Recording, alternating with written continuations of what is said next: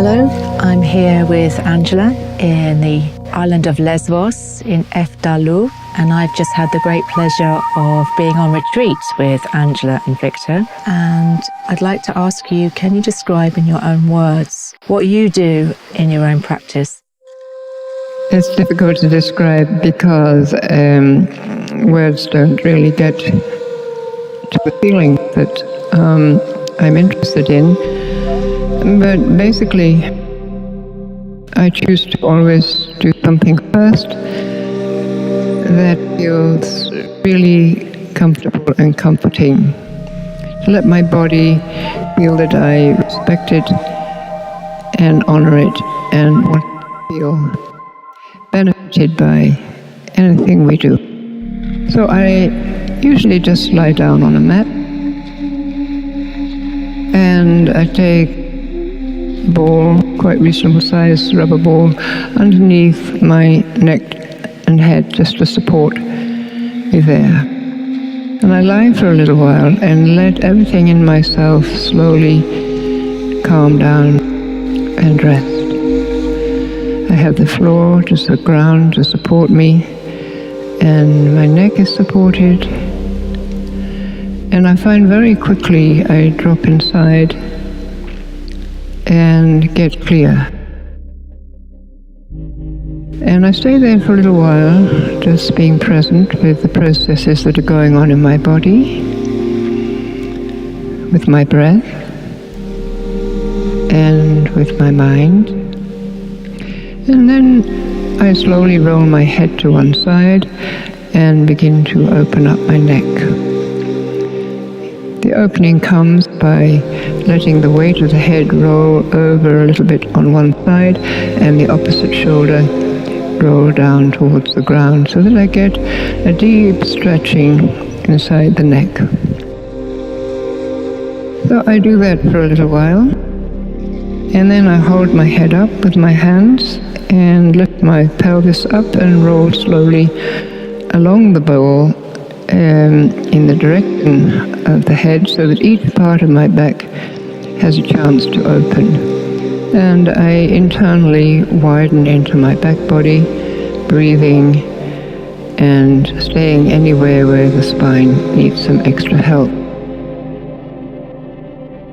When I get to the base, I bend my knees up with just the tip of my buttocks on the ball so that I can really stretch out the lower lumbar spine and the whole sacral pelvic area, which is therefore not on the floor. It's supported between the ball and the rest of my back that's on the floor, so I can breathe down into it and widen it. And then I extend the legs slowly over the ball and stretch out my front groins and just feel that lovely stretch all the way up through the inner body. My practice then continues with the main idea of meeting the places that I have to deal with every day. Many injuries and traumas and deep surgery that left my body in quite a dysfunctional way. I, in the beginning, managed my yoga practice in spite of that by just riding over those places, tightening them up if they were too painful, and working more with places that could move. And that kind of practice didn't work for me. Eventually I realized that I was not changing inside at all. I was merely doing the postures that everybody thought looked great, but I knew inside there were places that were not being touched or noticed they were hiding too deep. So my practice now is to do slow stretches into those areas where I need to go. And I've evolved ways to do that. It's a very personal approach, and some of it I have learned a lot out of that I share with students. But for me, it's just meeting deep areas that tend to hold old pain, old fear, scar tissue from surgeries, and traumas, and getting to know them, getting to receive them, and breathing into them and slowly helping them to open out. So the work that I do in my practice is now fundamentally around helping those particular parts of me. And then I also do one or two traditional, you could say, stretches. And doing them only in a way where I can enter the places in my body that are more resistant, hold more, and just spend time with them. I'm not interested in just doing a workout practice, asana after asana, because then I wouldn't be able to get into those deep places.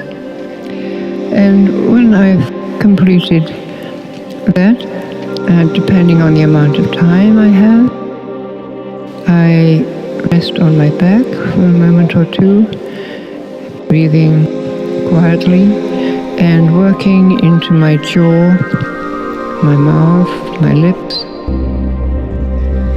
And then finally I come to a sitting position. So my body then feels pretty clear, pretty open, pretty calm.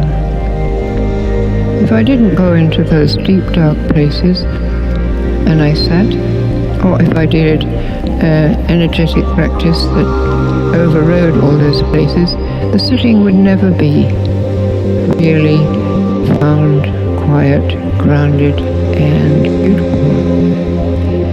So I sit and continue that kind of approach. There are always one or two places to look into in sitting, into my hips to really release and allow them to open out.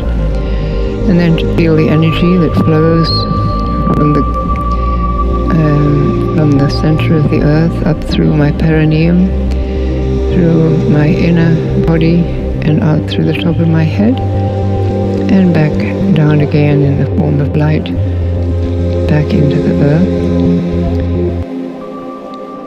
Sometimes I have a mantra that I was given about 50 years ago by a beautiful old yogi. And sometimes I just flow into that, flowing it with the breath and meeting each of the energy centers with it. And then I always end with my own prayer. And that is, I think, the climax, the ultimate point of my meditation. Just connecting with the unseen, wonderful forces that surround us and are there to help us and guide us and protect us. And then I am quiet for a little while and finish with a deep forward bow, slowly watching every little part in my body so that it can unfold backwards, forwards, outwards, upwards, downwards. Sometimes after that I feel like going into a really good dog stretch, or maybe a back bend, or maybe a wide angle forward bend, or I like Supta Virasana, just to open up certain places if I have time. The main fundamental practice is being at ease, finding a way to be at ease in myself and with those old, injured, and places and tight places that always lived there, but are far more responsive now as I enter them in a whole different way. Thank you, Angela. That was really a wonderful journey. And if you want to join any of their courses, please go to their website. And I thoroughly recommend you coming on Angela's women's courses or any course that Angela and Victor teach together. They also travel too. So check out the website. Thanks very much.